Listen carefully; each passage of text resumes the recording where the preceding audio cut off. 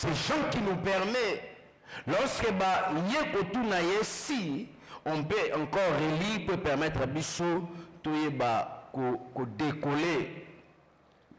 Jean chapitre 1, verset 19 à 23. Jean chapitre 1, verset 19 à 23. La Bible dit ceci: voici les témoignages de Jean.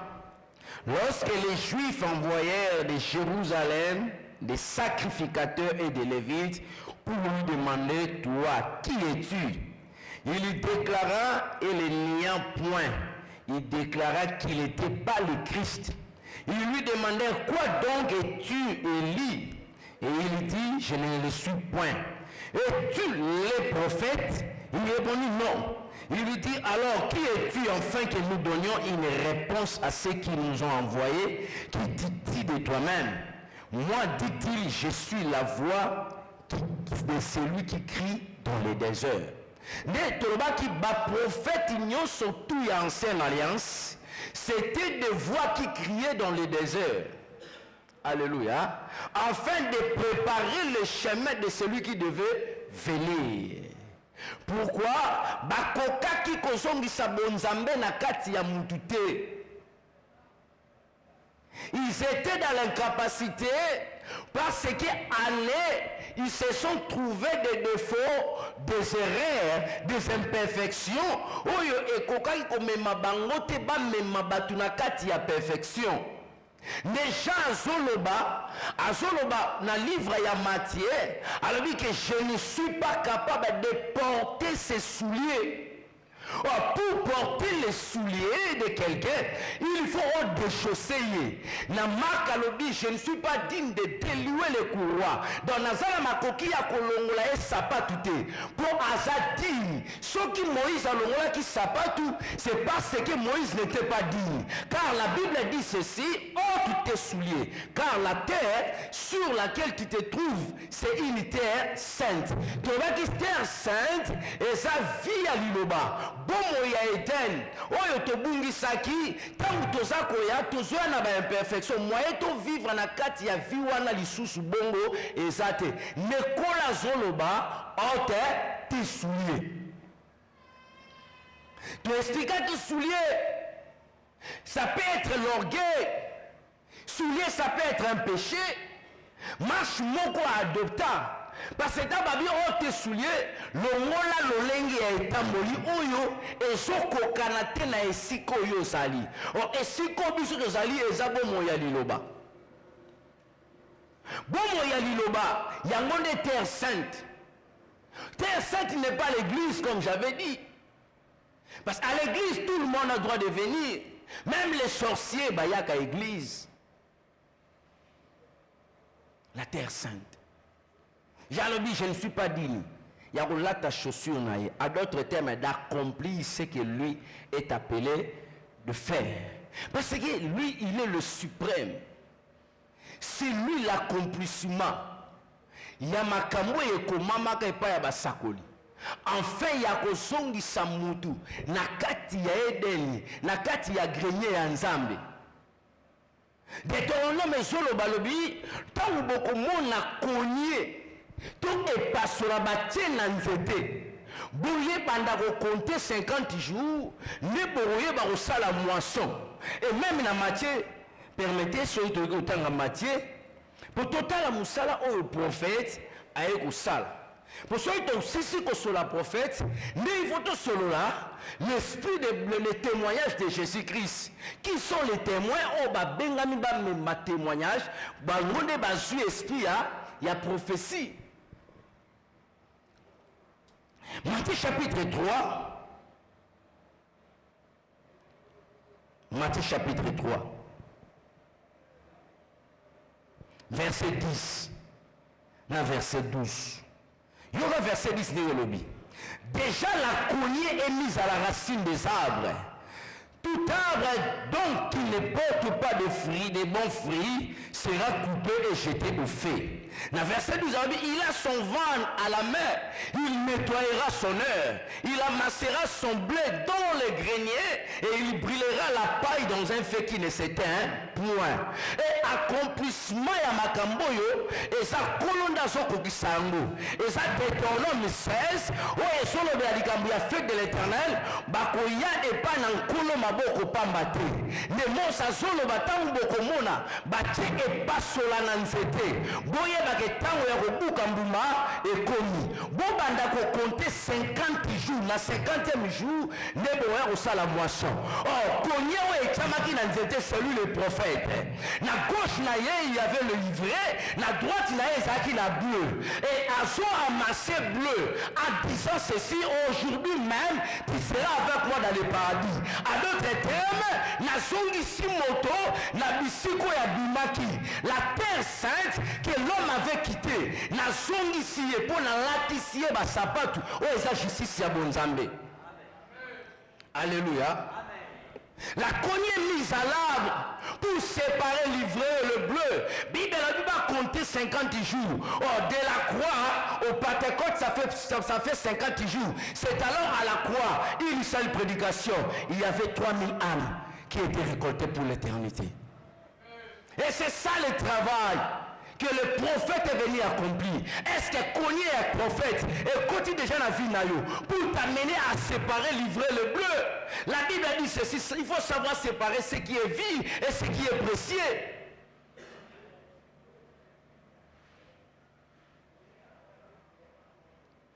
Bible baki siboye. Quand la soirée na Moïse, la verset 18. Deutéronome 18 verset 18 alobi ke na kotia maloba na kati na nga maloba na nga na kati na ye bayoka yango batosa yango etango kola so amati na bayekoli je crois que c'était Jacques, Jean et Pierre. La voix fit entendre du ciel en disant ceci, celui-ci est mon fils, écoutez-les. Boyoka ye toyoka mutu mususu te toyoka mungongo ya bokoko elobaka epesaka biso lolenge ya kotambola elatisaka biso des fois chaussure ya kindumba omona mwana mwasi oyo yanga na mungala biso eza kindumba ya famille na mwana mwasi ya lokele asobake biso so obotoli biso mobali eza gaffe obotola biso mobali te na gérara bango 5-4 bakoya na kati ya parcelle nazo gérer ona kwa et arosala ngo bien pour bon eza chaussure oboko elatisaki ye et ba ebele bazolinga ko se débarrasser na chaussure oboko epesa bango te boko repesa ekanda boko repesa essence moko ya caractère moko o mutu azana yango eza impossible mais azomona yango normal bien aimé loko eza qualité te par rapport ya bonzambe fo longola yango. Nous venons ici pour préparer nos âmes. L'éternité ne sont pas des mythes. Le Seigneur reviendra un jour. Mais tant akoya est-ce que torozo esika pe torokota? Il est la cognée qui est mise à l'arbre pour séparer l'ivraie et le bleu. L'ivraie, ce sont les improductifs. Le bleu, ce sont les productifs. Est-ce que tu es productif pour le Seigneur? Est-ce qu'il peut bénéficier de quelque chose? Na marche na oya tangunyo soto.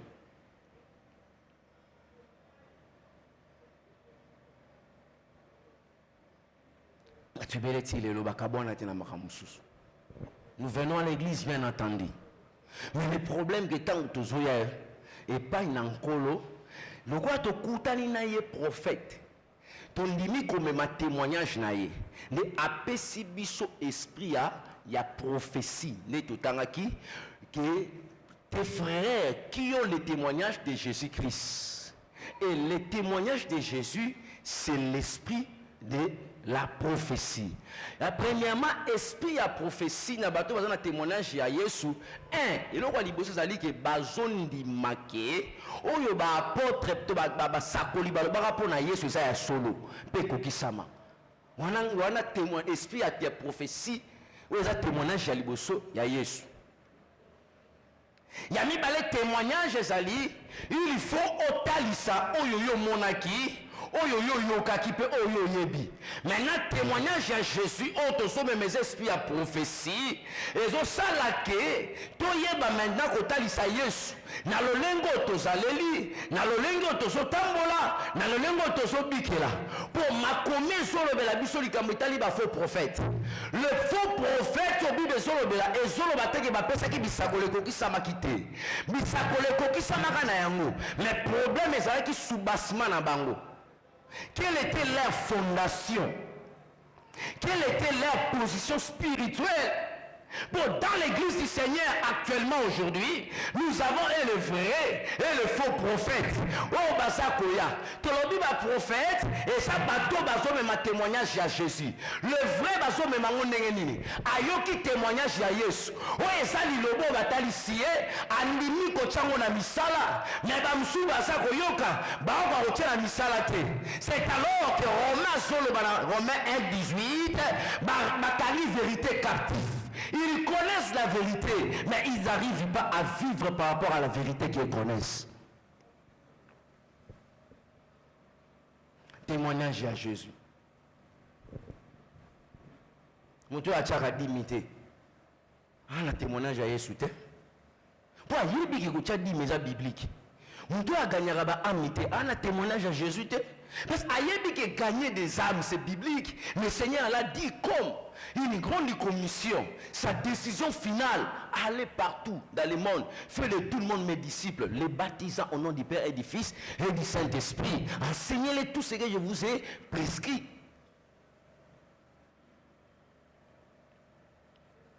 Et ça te sauve bien si vous avez la fête nabino, dans un mois nabino. Alléluia. Parce qu'il arrive des fois, chrétiens, tu peux s'arranger invitation à la fête. Lorsque tu organises célébration et la parole, tu peux suivre l'invitation. Il y a quelque chose dans la miloulou. Tu as comme mon anda coûté. Nous devons gagner des âmes. Jean-Baptiste Salobi, dans sa dignité, il y a ta chaussure. Il y a sala ou il y a sala. Il y a kabula ivré, na bleu. Kokabola semence ya nzambe na semence ya satana. Ari kozongisa mutu na panier ya grenier ya éternité. O mutu abimaki à cause ya lisumu. Alléluia. Ari ko ôter lisumu na kati ya mutu. Kozongisela mutu bonzambe, royaume o mutu abungisa l'autorité divine o ezaki na kati na mutu. Etikaki mutu. Ye ayaki kozongisa yango. Les prophètes. Étant Oyambi prophète, osotambola na ye nekotalisa ba qualité na ye. Tolobaki un prophète, c'est quelqu'un qui a une connaissance surnaturelle. Et tolobaki que celui qui a la connaissance surnaturelle, c'est le Seigneur Jésus-Christ car il a la science infuse. Aïbara makambu nyonsoto. Par rapport il y a ba prophète, il y a 15 ans d'ancienne alliance, tolobi ils avaient voulu sonder notre temps. Mais bah comprenez qu'il y a un côté parce que leur intelligence était limitée. Alléluia. On a et ça connaissance surnaturelle il y a liboso. Connaissance surnaturelle il y a liami balé et ça li mutunyo surtout a commis témoignage a commis témoin pour nankolo kolo ayaka ko révéler lilobana na kati ya mutuana.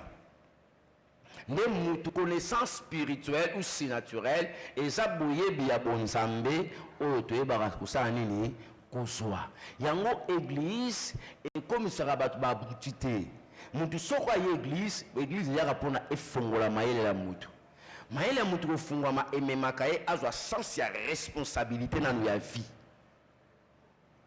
Alléluia. Université peut sera mayele te pour ba ebele baza ba docteur mais oromona ye deux fois vers ya masanga et commissaire qui zengi bat ba oyembe na nzela pa suba na balabala. Alléluia. Vers Yamasange Memie, quand on a ndaku, azo bousculer porte. Et so il bazou il retard attend il y a 15 minutes, il y a 5 secondes. Pourtant on a bousculer porte. Moutou faut un soit là qui yo yé des sœurs.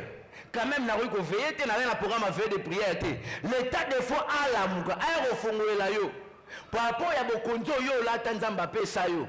Mais quand même ça a tolérance. Mais ma salle comme il go commander yo, le la porte il faut moi mité aussitôt frapper et faut moi mité et comme ring. Alléluia. Mais licencié en droit a dit mi beku nyos Nous avons dit qu'un prophète a sa porte-parole. Muto azo mema liloba na Nzambe. Et par rapport à Christ, on va dire que yende ayeli biso liloba na Nzambe pour Bible au commencement était la parole était avec Dieu et la parole était Dieu. Un prophète c'est le chargé d'une révélation ou le chargé de la révélation. Jésus, il est venu nous révéler le Père. Il dit tout celui qui m'a vu a vu le Père. Montonyo surtout oya moninga amoni tata. La fonction il y a prophète. Un prophète à ça koya ko révéler pensée ya Nzambe pe volonté parfaite ya nkolo na kati na bato. Lorsque le Seigneur était venu il était le modèle parfait de la création. Et c'est à lui que nous et même si il faut tel qu'il est, tel que nous sommes. Alléluia. On ne peut jamais dire qu'on est des enfants de Dieu, mais tout refléter Mutumussusu. Non, nous ne sommes pas ici pour refléter l'apôtre, nous ne sommes pas ici pour refléter les prophètes, nous ne sommes pas ici pour refléter les docteurs, ni les pasteurs et les évangélistes. Mais si nous sommes ici,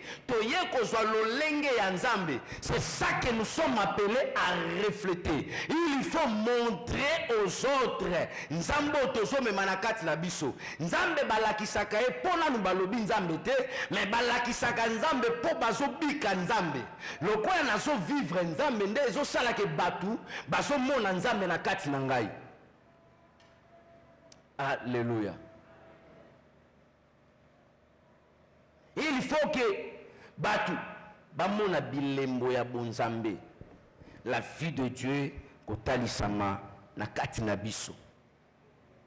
Nous avons beaucoup de chrétiens ont du mal et des problèmes, des fois pour parler de Jésus dans leur environnement, dans leur proximité. Ils ont ces problèmes-là parce que le témoignage au Bango Mema est un témoignage à Yesute. Bamema témoignage yaba okeye, bamema témoignage yaba vanta, bamema témoignage oyo etalisaka. Et je talisa bonzambete lié par exemple même sous un comportement il y a des familles na bango il y a des familles comme ça dans le quartier où il y a comme référence il y a témoignage à Mabé et comme dans la famille on a été tu vois même que on a des fois moi na moko ya mobala utaki poto alinga pour na sœur na kata famille moko ba ebisi kuna komekate tala témoignage aux familles ça na ngonde témoignage mutazo même mais il y a aussi des familles dans la famille on a famille malade. Alléluia. Témoignage nini tozo même lokola ba na Nzambe. Tango yé na église témoignage ni memi. Lorsque nazolo de la témoignage, je vais parler aussi ezaleli. Quel genre ya comportement oyo yo memi na kati ya église. Alléluia. Et bah ebele baye on est batika ba sapatu mais ils n'ont pas voulu ba forcer ba kota na sapatu na kati ya église place où le balanzambe zo te na kati na solo et ba solo comme moyen ya ko justifier ba bisalelo ba ko sa na yango to ape batu pende to sanga libiso nyaso li benda zate nous tous nous sommes des créatures. On a des sentiments, mais le problème est tant qu'une créature ayant des sentiments ou des émotions, il faut faire les choses comme Job, en pliant tout cela sous la couverture de la parole. Job a dit ceci: j'ai plié ma volonté aux paroles de sa bouche. Or, lorsque nous venons ici, nous ne venons pas chercher un homme, mais nous venons pour l'intérêt du royaume qui est manifesté par la parole. Mais qui dit ça? Moutouana na se aliloba. Kiti sa yango na se aliloba. Souci ya ennemi ezali ke a dérouté biso. To bima peto kene musika ya mosakoli. Le prophète qui est le Seigneur Jésus-Christ. Et so itoko soit compréhension de Et au sala que tu es na église donc la tourisme. Ah toujours église donc la tourisme té. Mais tout ça il y a esika oyonkolo azobongisa biso. Loko akufaka se kwaka. Ndenge pa mataka osala nini akozonga. Certainement le Seigneur reviendra. Je leur citerai un prophète comme toi. Oya kwa kubikisa bango ndenge bikisi, oya kwa kusala musala na kati na bomo na bango. Et toujours distinguer, comme j'avais dit, des types de prophètes, le vrai prophète et le faux prophète. Tolobi prophète et sali témoignage. Tant toujours le belaki, toujours ba prophète, toujours na tout le belaki autrement par rapport à esprit à prophétie que toujours ba témoin ya Jésus. Les gens qui ont vécu, ce que nous avons entendu, ce que nous avons vu, ce que nous avons vécu, c'est ça que nous témoignons. Et Jean Balobi, que j'avais entendu parler de toi, aujourd'hui, mes yeux ont vu. À d'autres termes, vous avez une expérience avec le Seigneur. D'une manière ou d'une autre. Obiki nzambe na réalité moko ko biki soyo na maladie abiki sio na problème na réalité na situation moko ya libala ya famille au vivre intervention ya nzambe et c'est ça le témoignage aux mema mais témoignage okola zolinga vima to mema et ça témoignage aux talisa musala ya ekulusu. Lorsque nous parlons de l'œuvre de la croix tozomona les rachats, nous devons témoigner que nos hommes a été sauvés par un prix suprême, le prix qui n'est pas comparable aux toutes les richesses de ce monde. Aucun billet de banque ne pourrait apporter la délivrance de l'âme de l'homme. Alléluia. Parce que c'est là, et bien qu'on dépend dans yango, Salomon a s'attendre à la messité. Job a s'attendre à la rédempteur qui devait venir. Même la sagesse de l'homme, et qu'on même la moutulobi côté. Si cela était le cas, le Seigneur ne pourrait jamais dire qu'il y a ici plus que Salomon. Et Salomon devait se confier à sa sagesse. Alors qu'on se retrouvait avec toute sa sagesse, Salomon consultait le Mbikoudi. Avec toute sa sagesse, Salomon consultait des idoles. À d'autres termes, vu bien que sa sagesse, Salomon était devenu sorcier. Mais la sagesse infiniment variée de Dieu, qui a été manifestée à la croix, typifiée en Éden, par cet agneau, Nzambabomaki, peut assurer la main en latissimoto, afin que justice ya bonzambe reconnaître mutu tango zomo na bomo na Yesu na kati na mutu. C'est ça. Mais tant que tu l'as yango, tu comme un témoin. Tant que l'as témoignage à Jésus, aux zones de Misak Make, à Koufaki, P.A.C. Kwaki, yango na telemi boye. Et les vrais prophètes, et ça bateau basu témoignage wana. Mais bakani yango captivité, basota lisango na bomo na bango ya chaque jour.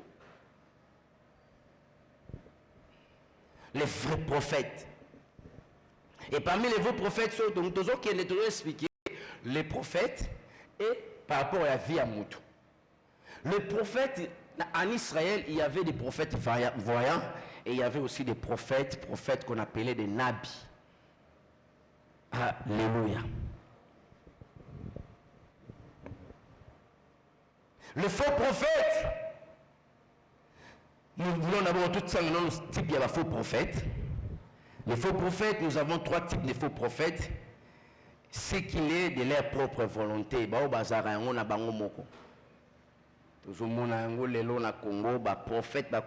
y a trop de mouvements prophétiques. Alléluia. Et ceux qui les sont à se laissant séduits par des démons. Dans le cadre de devin, et il y a ceux qui prennent leur imagination pour prophétie basali. Avant de raisonner, et il y a un raisonnement ces gens-là sont des faux prophètes. Mais les faux prophètes qui ont toujours solo là, le faux prophète. Et Zali faux, non pas parce que la prophétie est coquille samité. Alléluia. Mais ils ont pour la soubassement na bango moboko. Makambo ezotambusa bango. Et dans l'église du Seigneur, il y a beaucoup de faux prophètes. Bateau bazakuya, mais bazako ko vivre liloba ya nzambe te bangwana ba bengi bango ba faux prophètes. Ce sont de faux témoins. Des témoins hypocrites. Ils sont chrétiens par rapport à un millier et par rapport au physique. Lorsque je parle de physique et de milliers, je vois l'église et les présences des gens. Le coup, la pasteur Azawana, Aza chrétien en circonstance, on a pour pasteur Azawana. Donc, chrétienté n'a par rapport à pasteur. Et parce que Aza na église. Mais lorsque abimi na église, toi à se déconnecter dans le milieu pasteur Azali, ne vraie nature na yetalisami. Ce sont là des faux prophètes. Ce sont des hypocrites. Ceux qui connaissent la vérité, mais qui ne vivent pas selon la vérité de la parole. Romains, chapitre 1, verset 18. Et le verset 18 et 1. Romains chapitre 1, verset 18.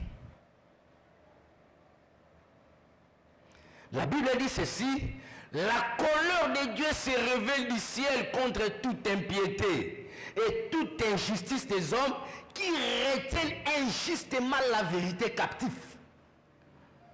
Comment ils peuvent retenir la vérité s'ils ne savent pas la vérité?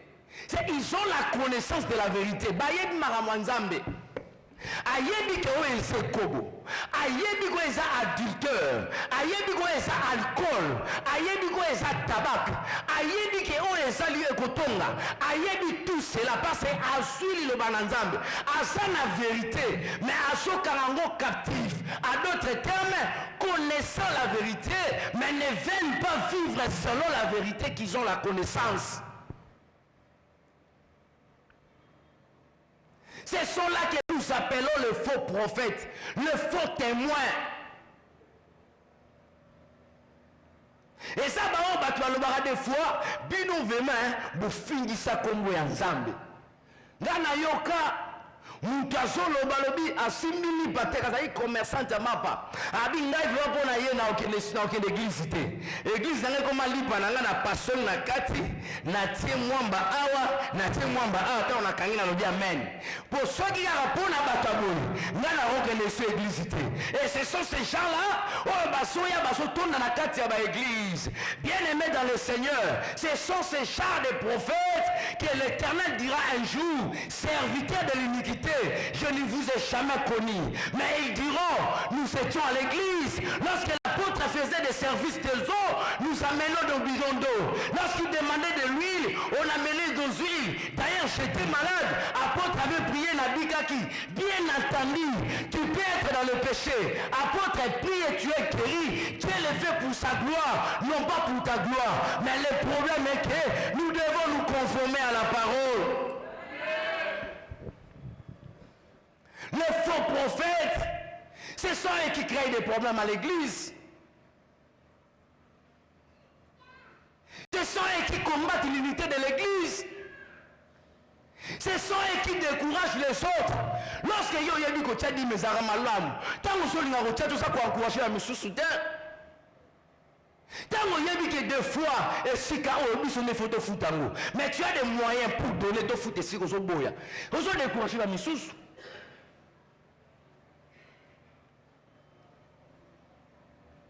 Tango yebi que des fois o rumen la njala nzambe. Mais bisaleli na yo par rapport ya ndeko aye sika. Ezo pe se courage te.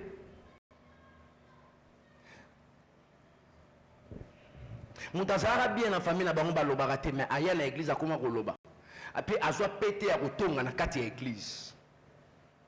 Et les frères Patrice azoloba que je cherche l'église, je les trouve dans le monde et le monde dans l'église. Quelle confusion. On n'arrive pas à maîtriser qui est chrétien, qui n'est pas chrétien. Mais nous devons savoir, la cognée a été mise à l'arbre pour séparer l'ivraie et le bleu. Le bleu sont des vrais prophètes. Les faux prophètes sont des ivrés. Et que la Bible dit que leur place, c'est un enfer. Je ne suis pas venu pour te condamner, mais te révéler le vrai prophète. Et lorsque tu veux suivre le vrai prophète, tu dois identifier ta vie à sa vie. Car la Bible dit ceci que celui qui demeure à moi et à qui je demeure. Et comme on le dit souvent, qui s'ensemble se ressemble. Moïse il reflétait la gloire parce qu'il était dans la gloire. Si tu es avec Jésus, on comme un chrétien. Chrétien, il y a appellation, il y a vie.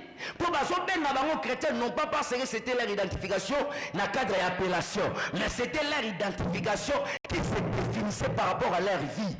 Baba moni Yesu na kati na bango. Babia Yesu yeyo. Amatate azawa. Les faux prophètes, ils sont beaucoup dans ce temps de la fin. Ils viennent par formalité.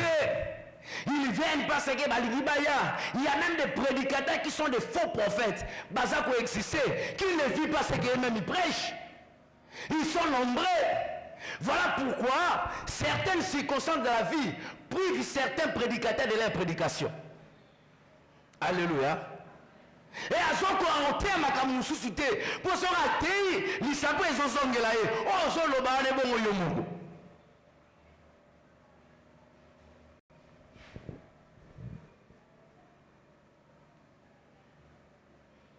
Les faux prophètes. Faux. Même la Bible pote prophète il y a Balaam. Ce bandima qui défie ya okitsa moto pour bakitsa ba moto.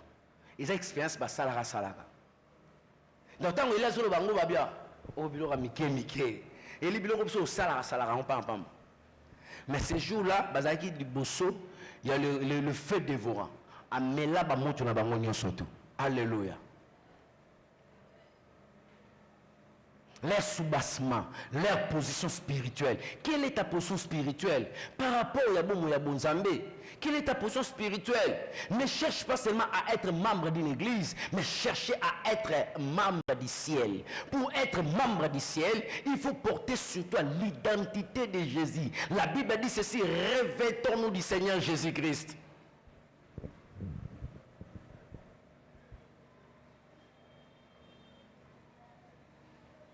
Revêtons-nous. Jésus a lamba. Oh, il faut tout la tailler. Il y a des prophètes mangés à l'incontournable. Ailleurs au Cabo, la colonne, la biche na mabe. Lorsque Azolo Bake, Nazo soit bleu, Natchango na grenier, mais ivré Natchango na moto. À d'autres termes, lorsque un colaye na bomo inayo. Oh, Yesai, pour na le coup na yete. Qu'on dit autrement, tout arbre le Père n'a pas semé, à recouper, rejeter na fait. Malade Zaki a yete face à nous. Abimisango. Pauvreté Zaki a yete face à nous. Abimisango. Le cola o Yesai a yé, et sa abondance, et sa bénédiction, et sa grandeur, et sa gloire, s'accomplit na kati ya vie na yo. Mais le problème est que n'a pas ça y place à Zala. Parce que Azali akoya na van na Congo na ye pour nettoyer son heure. Abanda ko panza. Alongola o pesa ke le kumute. Atal na kati na bia malade ebulisa ngate longwa. Atal bia te situation ebulisa ngate longwa. Atal bia o so bulisa ngate elongwa. Et tanga so longola ba makambu, aso pesa yo espace au respirer par rapport à vie na yo. Les faux prophètes. Les faux prophètes. Bakora kozala ba témoin te. Bazana esprit à prophécité. Na kati na bango. Bazara na kombo ya église, bazara na kombo ya pasteur. Ba faux témoin. Ba on va être comme pasteur. Oh, le lokite la somme. Ba ya déclarer. Te, le lo manzamba sali. Alléluia. Non, faut pas problème il lobe tout ingai. Voilà pourquoi il y a une facilité lorsque pas y a zate. Au moins la faux prophète il faut se retirer. Oh, à bon sani que Bible lobi que muto atie mabo on a chari. Puis à longoli yango et ça ennemi à bao basa kotonga. Donc azo comme un destructeur. Un vrai prophète, un vrai témoin de Jésus qui m'église. Pour ayébike, tant à ça que l'église a so bénéficié de la grâce, où ils ont ton bon moïnaye.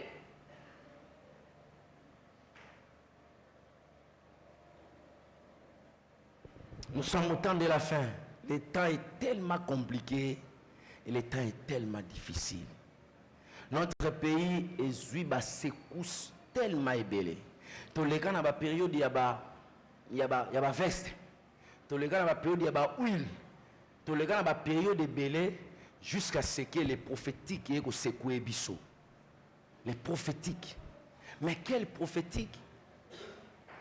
Il y a les prophétiques même christiques, en christique, hein, où il y a l'influence des thaumaturges. Les thaumaturges sont les prophètes qui guérissaient en touchant. Alléluia. Or, ce sont des pratiques qui se passent plus dans le katakaba juif. Et il y a des prophètes élevés dans notre nation qui défendent cela. Alléluia. Et nous ne sommes pas venus défendre la position ou le nom d'un prophète, mais nous sommes venus défendre le prophète majeur qui est le Seigneur Jésus-Christ. Nazana tina ya automativité, nazana tina ya nabité, nazana tina ya osé. Parce que les voyants ce sont des osés, et il y a des nabis qui sont des prophètes, il y a des tomatiges. Nana posa ya Yesu. Parce que au ciel, je ne chercherai pas celui qui parlait bien des tomatiges ou qui définissait les nabis, mais au ciel je chercherai celui qui était pour moi à la croix. Alléluia. Lorsque j'arriverai, j'entrerai, je leur dirai, montrez-moi celui qui était à la croix, cet homme de Galilée, le plus beau d'entre 10 000,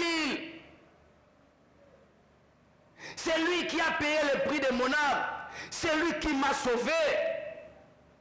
Alléluia. Et c'est celui-là que moi je chercherai.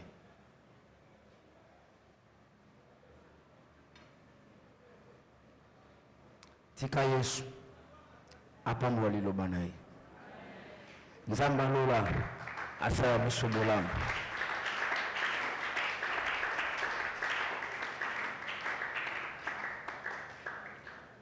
Bien-aimé, quelle place tu donnes à la parole de Dieu? Nous témoignons Jésus par rapport à la parole au Tozomema. J'aimerais que vous allez écouter les mains. Tout le monde n'a pas quoi aller là. Les faux prophètes sont tellement ébélés dans la église, ceux qui n'arrivent même pas de parler de Jésus. Et ceux qui ont lobby afin de la solo, il y a J magique, afin de la solo, il y a match. Afin de la voir même les solos et les musiciens, faire des comparaisons, il a tout son temps. Les faux prophètes,